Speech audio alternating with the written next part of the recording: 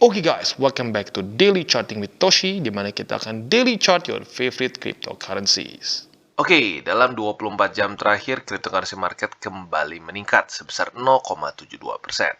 Dengan total market cap sekarang di 2,16 triliun US dollars dan Bitcoin kembali lagi ke angka 46.600-an. Di mana kemarin sempat ngedrop sampai ke 45.100-an ya, dengan wick yang cukup dalam. Dan harga segini sekarang adalah peningkatan sebesar 1,37%. Dan untuk Ethereum dia sekarang meningkat sebesar 0,64%. BNB dia naik 1,55%. Solana dia malah terkoreksi sebesar 2,37%. Cardano, nah ini unik nih ya, untuk Cardano pertama kalinya lagi dia berhasil close di atas dari $1.20. Dimana dalam seminggu ini Cardano terus berusaha untuk close tapi gagal, akhirnya hari ini berhasil. Kita akan bahas nanti di belakang tentunya ya. Dan untuk Luna, lagi-lagi new all time high pada pagi ini ya. Tapi tipis seperti biasa, hanya nge-wake. Nanti kita akan bahas lagi di belakang ya. Nah, untuk sekarang Bitcoin kita bisa lihat bahwa daily close-nya kemarin bagus ya. Dia close tepatnya itu di 46.595 ya. Dengan wick yang cukup dramatis. Kemarin sempat nge-wick sampai terendahnya itu ke 45.128 US dollars. Nyaris mengenai ya masih ada jarak sih sebenarnya ya, yaitu adalah daerah untuk yang medium risk. Ya, jadi yang medium risk sayang sekali kemarin nggak dapat posisi. Nah, tetapi kita bisa lihat bahwa sekarang yang konservatif sudah bahkan menembus sedikit yang medium risk. Maka bisa dibilang buy limit yang untuk medium risk sudah mulai berubah ke konservatif ya. Untuk buy limit tadi kita bahas di belakang lah ya. Tapi intinya sekarang Bitcoin secara price action bagus ya, bagus karena dia tidak close daily lagi di bawah dari 46.164 dolar ya. Dan selanjutnya adalah bull support band. Nah, ini juga cukup penting di mana kita bisa lihat bahwa ini lagi menuju minggu kedua nih. Nah, apakah Bitcoin bisa terus mempertahankan harga di atas dari bull support band atau tidak? Ya, kalau sampai dia bisa terus mempertahankan dan mulai ada momentum lagi ke atas, siap-siap, ada kemungkinan besar Bitcoin bisa menemukan new all time high. Tapi baik lagi, ya biasanya 2-4 minggu. Ya, kalau dia sampai bisa hold ya 2-4 minggu ke depan dan mulai ada momentum lagi ke atas seperti contohnya di sini kita bisa lihat nih. 1, 2, 3, 4 minggu dia menemukan momentum, lanjut lagi ke atas biasa ketemu all time high atau new all time high lebih tepatnya ya. Lalu di sini ya 2-4 minggu. 1, 2, 3, 4, 5, 6 di sini malah lebih lama ya. Langsung new all time high adanya. Kita bisa lihat lagi juga di daerah sini ya, kalau dia bisa mempertahankan diri. Nah, 2 nih, di sini 2 minggu. Lalu di sini sedikit anomali cuma seminggu aja. Lalu di sini 2 minggu, ini 3 ya, 1, 2, 3. Nah, apabila dia bisa mempertahankan harga seperti ini dan ketemu momentum lagi, biasanya apa? New all time high. Jadi kita berharap pada kali ini juga bisa sama ya, dia bisa bertahan 2-4 minggu ke depan, retest bull support band dan menemukan momentum lagi ke atas ya. Jadi kurang lebih seperti itu untuk Bitcoin, dan untuk detailnya nanti kita akan bahas di belakang. Kita sekarang akan masuk dulu ke newsnya. Oke, dan kita masuk ke beritanya. Dan kali ini uniknya beritanya datang dari Inggris ya.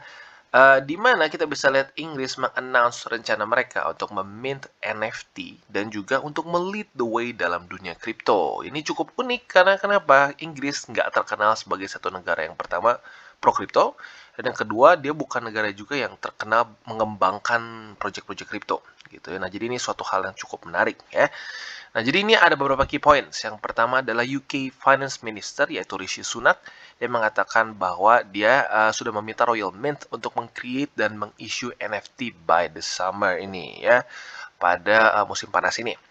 Dan juga selain itu, City Minister John Glenn juga mengannounce a number of step dari UK ya, atau pemerintahan Inggris untuk meregulasi digital asset lagi ya. Dan yang terakhir dia juga berencana, atau lebih tepatnya dia mengatakan bahwa pemerintah ingin Inggris melead the way dalam dunia kripto ya. Jadi sekarang sepertinya Inggris mulai mulai hangat terhadap dunia cryptocurrency ya. Mungkin karena ini ya, ini teori gue karena Joe Biden ya, atau lebih tepatnya Amerika Serikat ya, mulai sekarang lebih cenderung hangat ke dalam dunia kripto. Jadi kayaknya mungkin Inggris ikut-ikutan sekarang ya. Kita lanjut. Nah, jadi sesuai dengan ya judul di atas ya, sekarang pemerintahan Inggris pada Senin lalu mengannounce bahwa mereka ada rencana untuk memint NFT. Nah, tujuannya apa? Untuk menjadi world leader dalam dunia cryptocurrency. Nah, sekarang ini beberapa inisiatif yang dilakukan oleh pemerintahan Inggris dalam urusan NFT ini ya. Jadi kita bisa di sini ada beberapa minister yang announce number of steps yang akan dilakukan oleh Inggris. Ini beberapa ya. Yang pertama adalah membawa stable coins ke dalam existing UK's regulation dalam electronic payments ya. Jadi kemungkinan ini urusan sama CBDC nanti. Lalu juga mengconsult a world regime untuk regulating trade dalam cryptocurrency termasuk Bitcoin dan lain-lain gitu. Jadi mungkin membuat satu badan regulasi yang lebih bagus mungkin daripada sekarang ya. Dan selanjutnya adalah untuk meminta Law Commission untuk mengconsider legal status of blockchain-based communities yang sering kali dikenal oleh DAO atau Decentralized Autonomous Organization. Dan selanjutnya mengexamine juga tax treatment untuk DeFi, di mana di DeFi ini kita bisa loans dan staking tentunya ya dengan APY yang lumayan besar ya.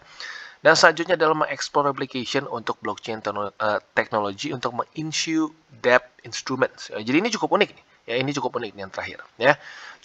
Dan cukup teknis juga. Kita lanjut lagi.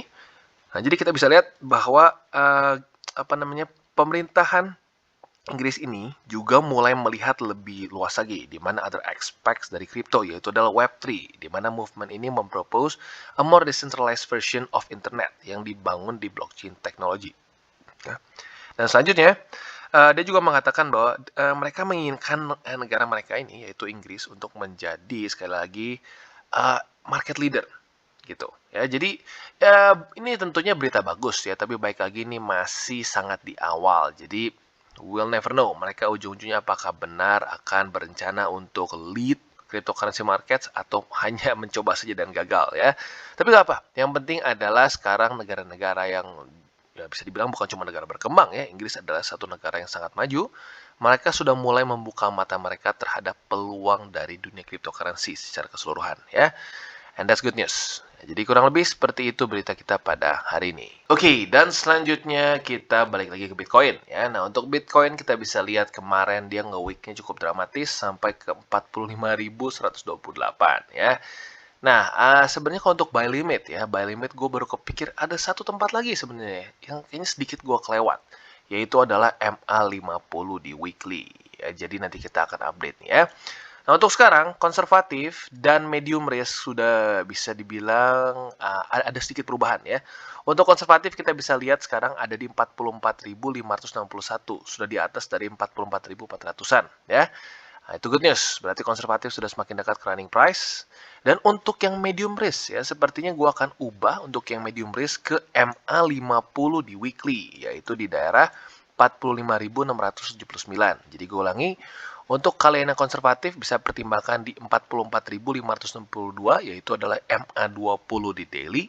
Dan buat kalian yang medium risk bisa pertimbangkan MA50 di weekly, yang sebenarnya sayangnya kemarin pada yang retest nih ya. Jadi buat kalian yang belum bisa coba pasang yaitu di 45.679. Sekali lagi itu untuk yang medium risk. Nah, untuk yang agresif seperti biasa kita bisa pindah ke 4 hourly chart. Nah, kita bisa lihat sebenarnya ada dua nih sebenarnya kita bisa pilih ya. Yang pertama bisa saja kita di MA20 di sini ada di sekitar daerah 46.272 ya.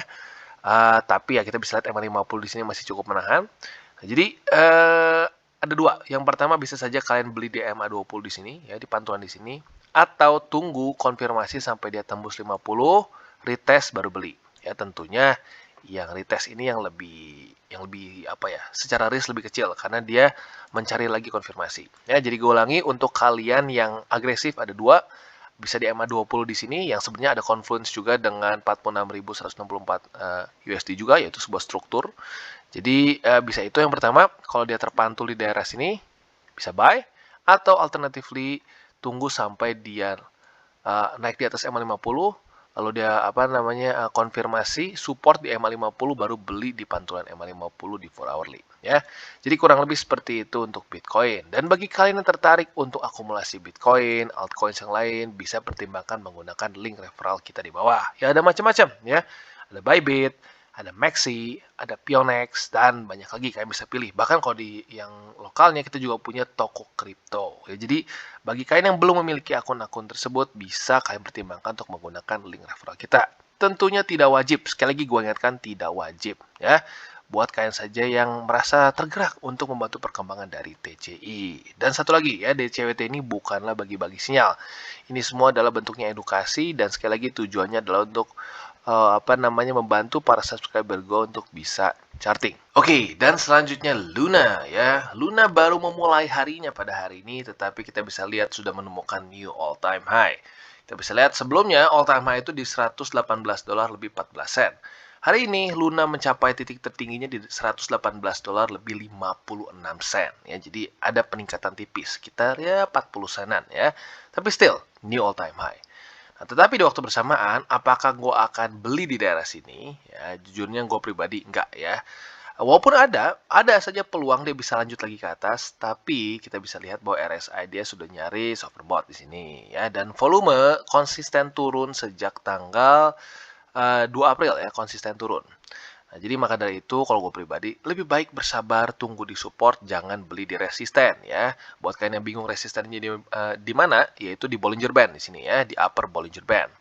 Nah, jadi untuk kalian yang konservatif seperti biasa bisa menunggu di MA20 yang sekarang ada di $99 lebih 67 sen, atau biar kalian nggak pusing, ubah aja ke daerah $100 ya, $100 pas. Jadi untuk yang konservatif bisa pertimbangkan MA20 yang sekarang kurang lebih ada di daerah $100. Itu untuk yang konservatif. Nah, untuk kalian yang medium risk, ya bisa pindah ke 4 hourly chart. Nah, di 4 hourly chart kita bisa lihat ada MA50 di sini yang ada di $107 lebih 11 sen. Nah, jadi buat yang medium risk bisa pertimbangkan di $107 lebih 11 sen.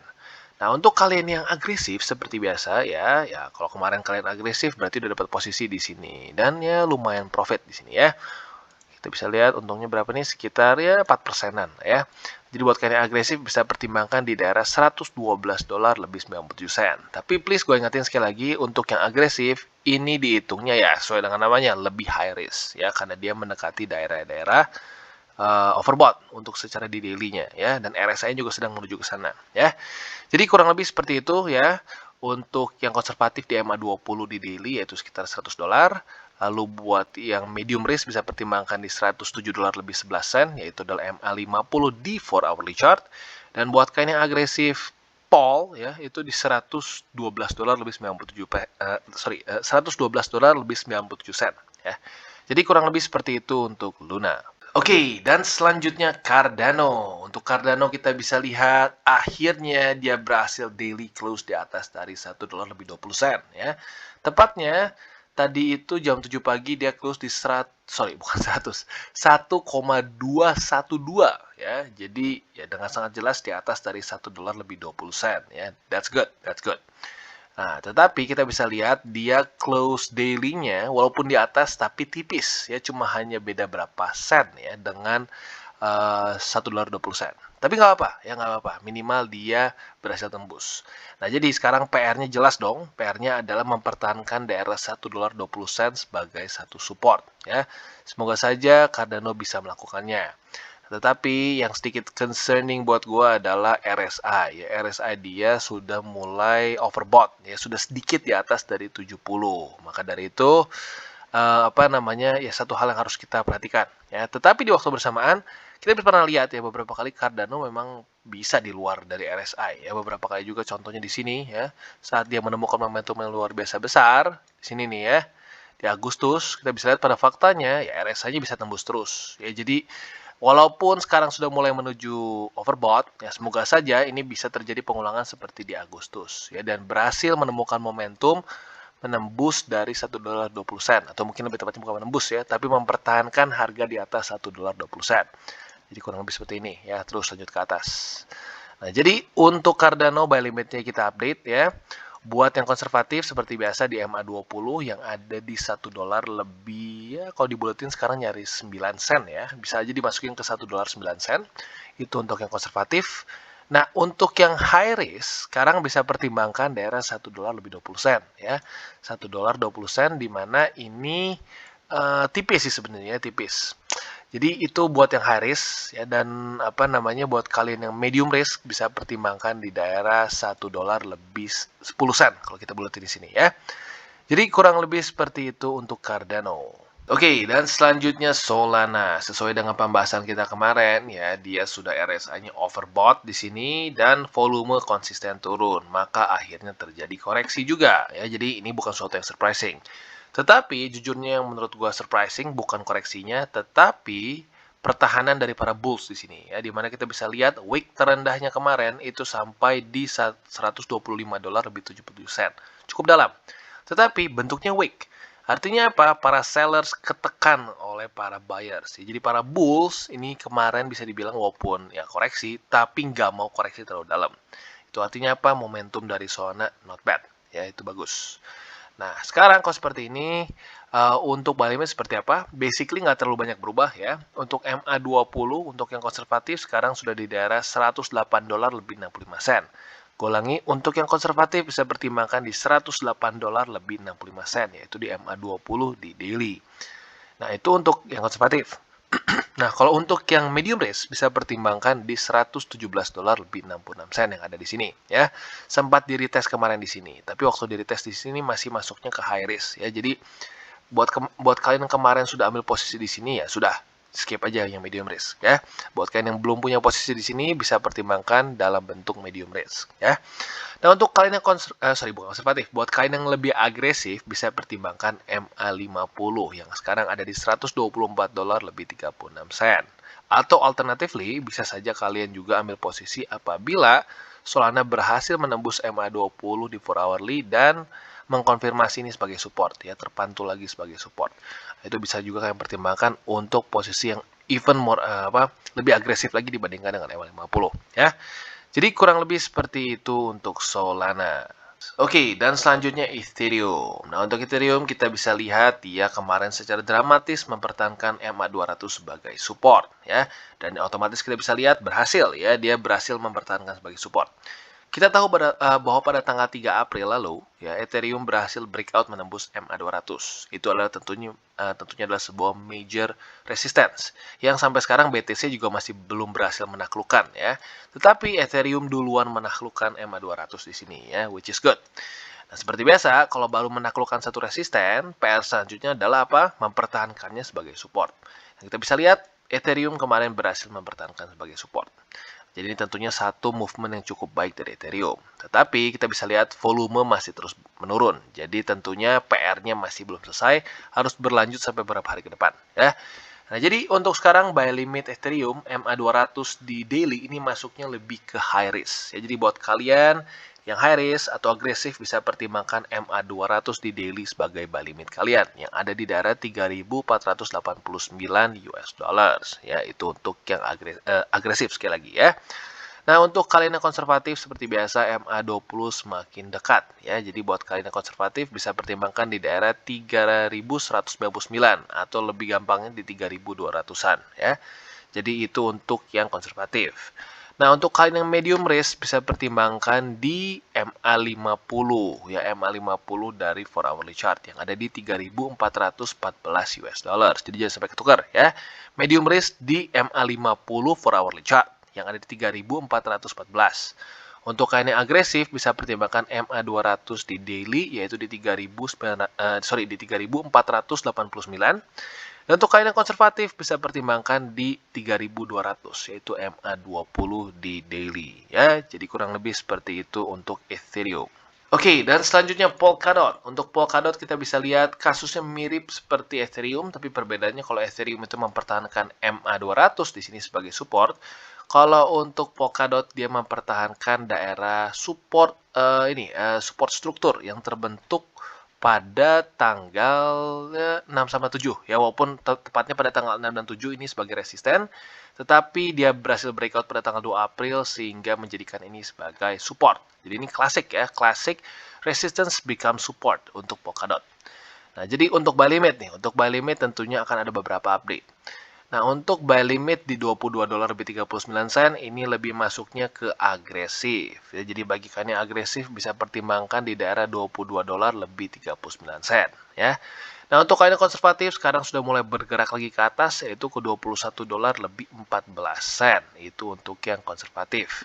Untuk medium risk kita coba lihat di 4 hourly chart. Nah, basically medium risk kita bisa lihat dia nyatu dengan high risk ya. Jadi buat kalian yang medium risk sekarang mungkin bisa bareng-bareng ambil posisinya kurang lebih sama dengan kalian yang agresif ya, yaitu di daerah $22 lebih 39 sen. Walaupun kalau to be exact yang MA50 sedikit lebih di atas, yaitu $22 lebih 45 sen, tapi kurang lebih mirip ya. Jadi buat hari ini gue ulangi, yang medium risk sama posisinya kurang lebih sama yang agresif, yaitu di $22 lebih 39 sen ya.